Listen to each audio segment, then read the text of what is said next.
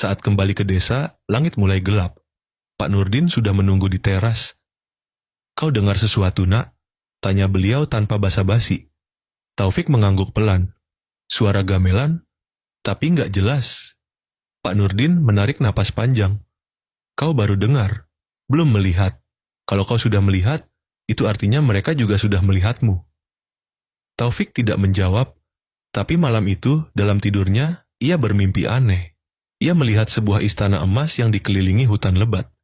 Di dalamnya ada seorang raja tua duduk di atas singgasana, menatap langsung ke arahnya sambil berkata, "Sudah waktunya, kami dikenang kembali."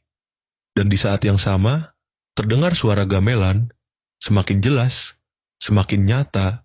Sejak malam itu, Taufik merasa pikirannya nggak bisa lepas dari apa yang ia lihat di kaki Gunung Seulawah. Mimpi tentang istana emas dan suara gamelan yang semakin nyata membuat tidurnya tidak tenang.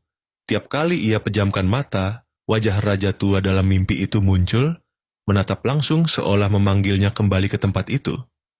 Taufik sempat mencoba menyibukkan diri dengan pekerjaan kampus, membaca jurnal, dan bahkan menghindari obrolan tentang Seulawah. Tapi semuanya sia-sia. Perasaan bahwa ada sesuatu yang belum selesai terus membayangi. Akhirnya, 2 hari kemudian, Taufik memutuskan untuk kembali ke lokasi batu berukir itu. Kali ini, ia mempersiapkan diri lebih matang. Ia membawa kamera, voice recorder, beberapa makanan ringan, kompas, dan tentu saja buku catatan yang sudah penuh dengan coretan simbol dari batu itu.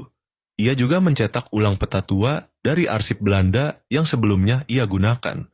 Tapi yang paling penting, ia membawa satu benda yang ia anggap penting. Sepotong kain putih dari ibunya yang biasa digunakan untuk doa.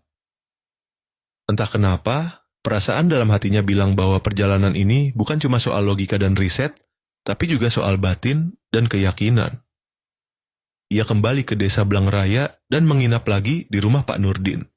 Saat melihat Taufik datang, ekspresi Pak Nurdin langsung berubah. Bukan marah, bukan senang, lebih seperti khawatir yang dalam. "Kau masih ingin kembali ke sana ya?" tanya Pak Nurdin saat mereka duduk di teras. Taufik mengangguk pelan. "Saya nggak bisa tidur, Pak. Mimpi itu terus datang." Pak Nurdin menghela napas panjang. "Kalau memang begitu, jangan sendiri. Aku akan temani sampai batas jalur yang aman. Setelah itu, kau lanjut sendiri." Keesokan paginya, mereka berangkat subuh-subuh. Langit masih gelap, kabut menggantung di antara pohon-pohon. Udara pagi di sekitar Seulawah begitu segar, tapi juga menyimpan hawa dingin